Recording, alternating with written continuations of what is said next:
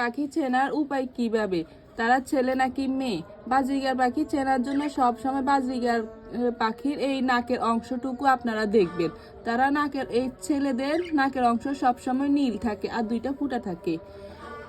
আর budgerigar পাখি সবসময় একটু ছেলেগুলা একটু এই যে এরকম পুলা পুলা থাকে তাদের পালকগুলা। এই যে দেখেন, এটা হচ্ছে ছেলে।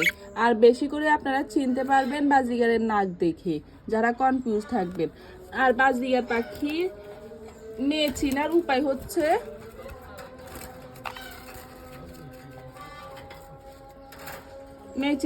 হচ্ছে এই যে তাদের নাক সাদা থাকে, এটা হচ্ছে বাজরিগার পাখির মেয়ে। তাদের পালকগুলো আপনারা দেখেন, তারা কম ডাকবে। আর বাজরিগার ছেলে একটু ঘন ঘন বেশি বেশি ডাকে।